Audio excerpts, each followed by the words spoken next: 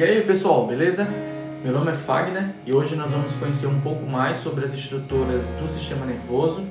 Vamos focar a atenção em uma região em particular do encéfalo, que nós conhecemos como diencéfalo. Durante o desenvolvimento embrionário, o prosencéfalo primitivo ele se desenvolve dando origem tanto ao telencéfalo como também ao diencéfalo. Portanto, essas duas estruturas, que compõem o cérebro de uma criança e até mesmo de um adulto, ela surge a partir de uma mesma estrutura primitiva, que seria o prosencéfalo.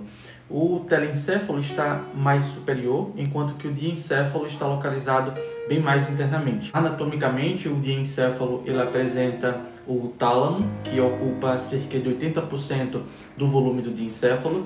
Além disso, ele contém também o hipotálamo, que é uma importante função que regula o equilíbrio do nosso corpo e que é o tema da nossa aula de hoje, e também contém o epitálamo, que em alguns outros livros você vai encontrar como sendo uma região onde a glândula pineal ela está localizada. A glândula pineal ela atua sobre a produção de um hormônio que influencia no sono, que é conhecido como melatonina. Nessa imagem, a gente consegue observar um corte mediano do encéfalo de um cadáver, portanto a fresco.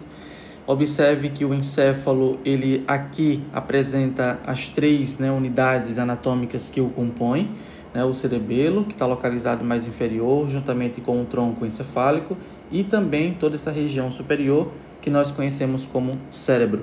Sendo que o foco da nossa aula é essa região do cérebro que nós conhecemos como a diencéfalo. Então, o diencéfalo é uma estrutura que está dentro do cérebro e que apresenta importantes funções que estão relacionadas tanto à homeostasia do organismo, como também à secreção de várias substâncias que vão influenciar em todo o nosso comportamento.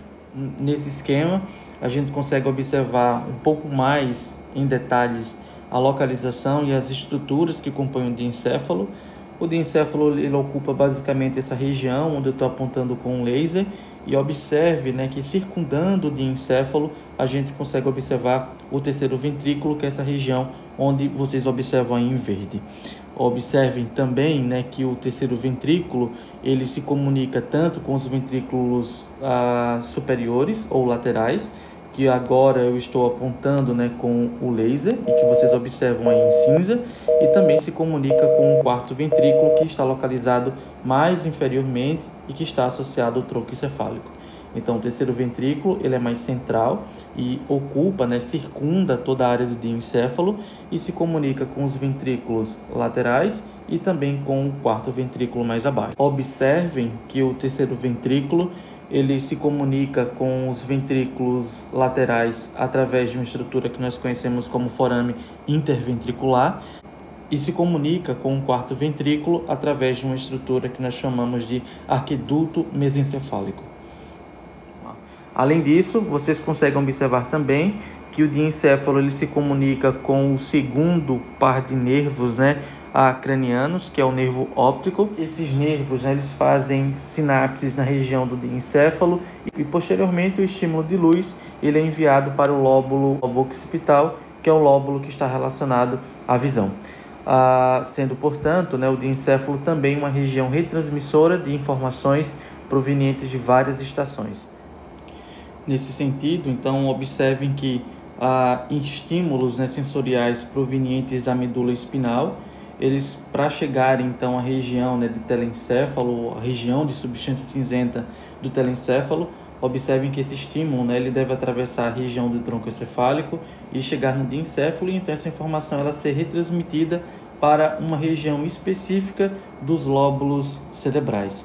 E observe que também informações provenientes do cerebelo, para chegar até a região de córtex cerebral, elas também precisam passar pela região de diencéfalo. Então, o diencéfalo está localizado em uma região estratégica, e boa parte das informações elas devem ser retransmitidas pela região do diencéfalo. Aqui a gente consegue observar a fresco novamente, em maior detalhe a estrutura do diencéfalo. Quando a gente começa a estudar o diencéfalo, então é importante que você tenha em mente que quando você observa o diencéfalo a fresco, você está observando, na verdade, as paredes do terceiro ventrículo. E é importante que a gente consiga, para começar de um determinado ponto, que a gente comece a partir de uma estrutura, né, de comunicação entre os ventrículos, né, superiores ou laterais com o terceiro ventrículo, que é o forame interventricular, também chamado de forame de Monro. Esse forame, né, ele permite então que o líquido cerebroespinal ele saia dos ventrículos laterais e preencha, né, a cavidade do terceiro ventrículo. Na imagem é possível observar em 8 o forame interventricular, uma estrutura de comunicação com o terceiro ventrículo, que está localizado ao redor do diencéfalo, com os ventrículos laterais. Então, o terceiro ventrículo ele se comunica, né, com os ventrículos laterais com essa estrutura identificada em 8 e se comunica, né, com o quarto ventrículo, que está aqui localizado na região de tronco encefálico, através do aqueduto cerebral. Portanto, o aqueduto cerebral faz a comunicação do terceiro com o quarto ventrículo, enquanto que o forame interventricular ele faz comunicação com os ventrículos superiores.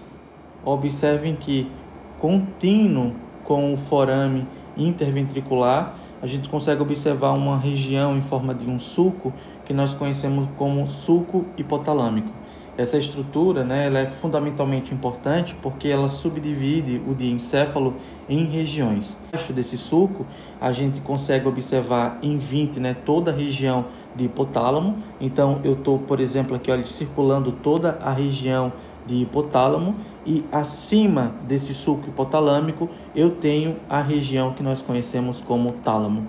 Então, o tálamo e também o hipotálamo, eles estão unidos, né, através do sulco hipotalâmico. E na parte mais posterior do diencéfalo, a gente consegue observar a região de epitálamo. Portanto, o epitálamo, o tálamo e o hipotálamo são as estruturas que compõem o diencéfalo.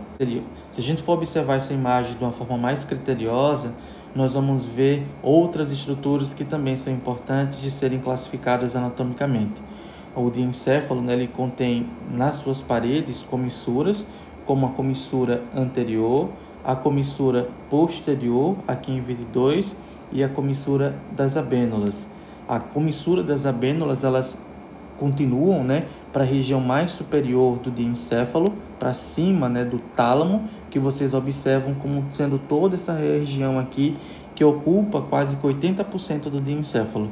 Essa estrutura, né, que ascende a partir da comissura das abênulas são as estrias medulares do tálamo, e superior a essas estrias a gente consegue observar o plexo corioide, que é o que vai ser responsável pela produção do líquor ou do líquido cerebroespinal.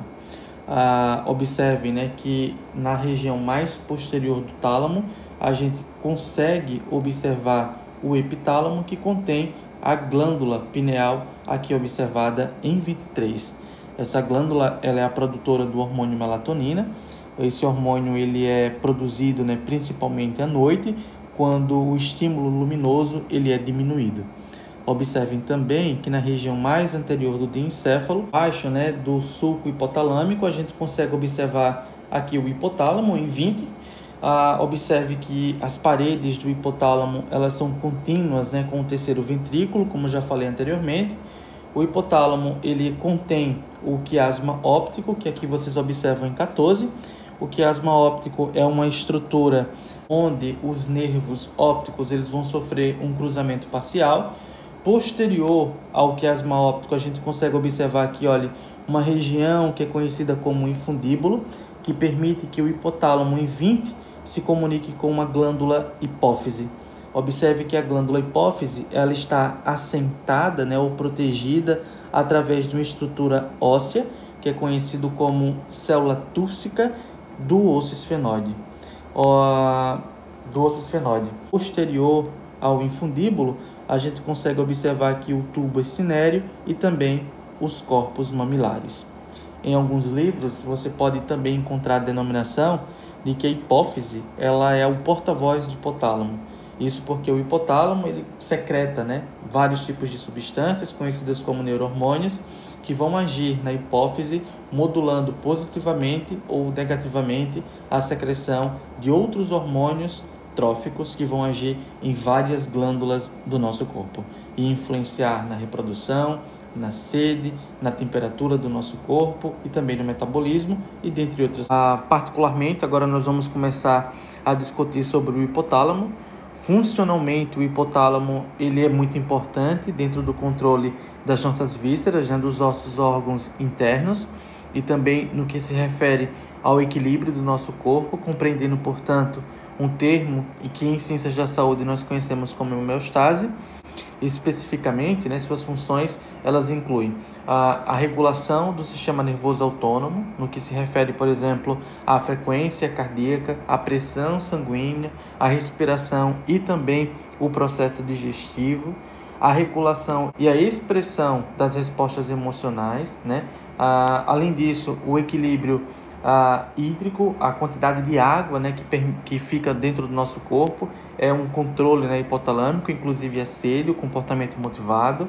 Além disso, o sono e a vigília, que estão relacionados basicamente aos ciclos biológicos diários, a regulação da temperatura, a ingestão de alimentos e a regulação do apetite, o comportamento reprodutivo e sexual e, finalmente, o controle endócrino. Bom, o hipotálamo, anatomicamente, ele apresenta núcleos hipotalâmicos, que vocês conseguem observar na imagem através de números, né, que vai de 1 até 7.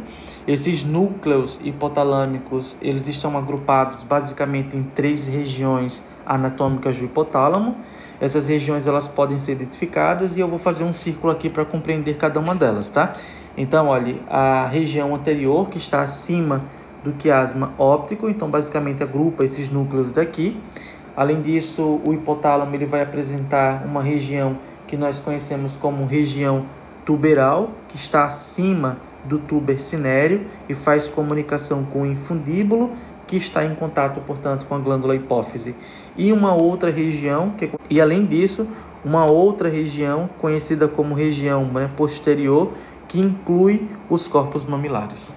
E agora nós vamos começar a identificar os núcleos do hipotálamo e relacionar as suas principais funções, tá? Então, se vocês estão estudando aí o hipotálamo, aproveite para pegar um caderno e anotar os principais núcleos e também a sua respectiva função. Então, na zona anterior, a gente consegue, né, identificar o primeiro núcleo, muito importante, que é o núcleo paraventricular.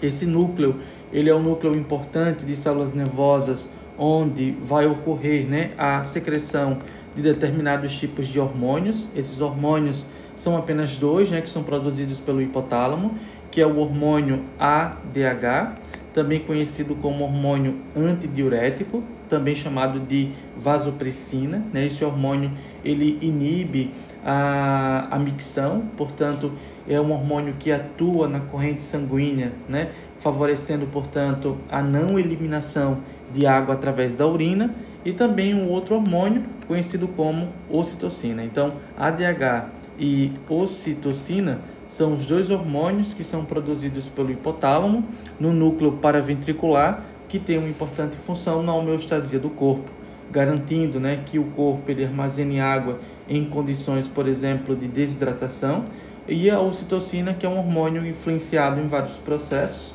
Dentre alguns, a gente poderia citar, né, a amamentação, a ejeção do leite, na verdade, ele é coordenado pela ocitocina, bem como as contrações uterinas, e também há muitos estudos que relacionam a ocitocina a um hormônio que provoca vínculo social, né?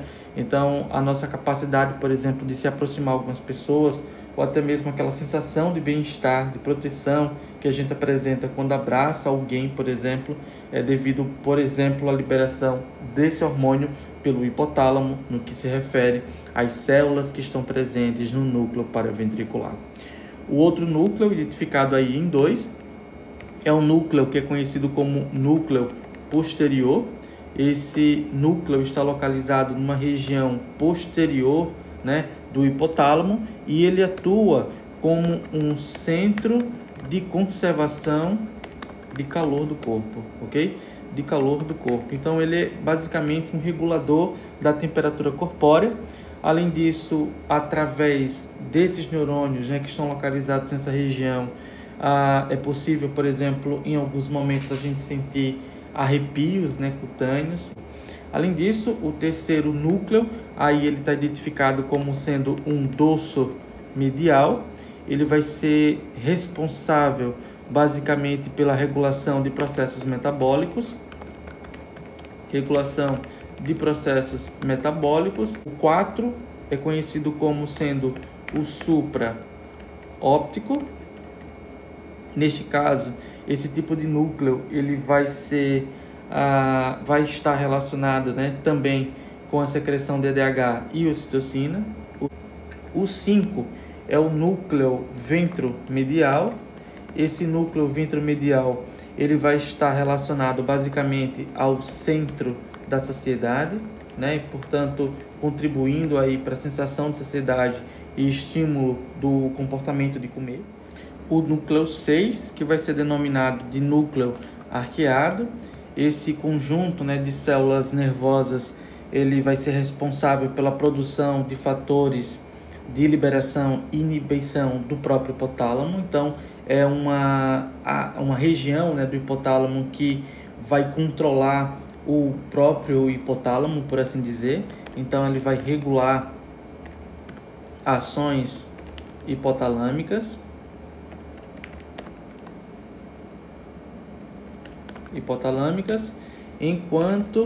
E finalmente o 7 será denominado de corpos mamilares. Esses corpos mamilares eles vão estar relacionados basicamente às memórias ligadas às emoções fortes que são úteis à sobrevivência, como por exemplo procurar comida ou até mesmo buscar um parceiro sexual. Consegue então identificar aqui quais são as estruturas, né, que fazem parte do hipotálamo, seguido das suas principais funções. Então é isso, na aula de hoje nós aprendemos muita coisa sobre o diencéfalo, sobre a anatomia do diencéfalo, e na próxima semana eu vou postar mais um vídeo para vocês falando um pouco mais sobre a atuação do hipotálamo no corpo e também da glândula pineal. Até mais, pessoal!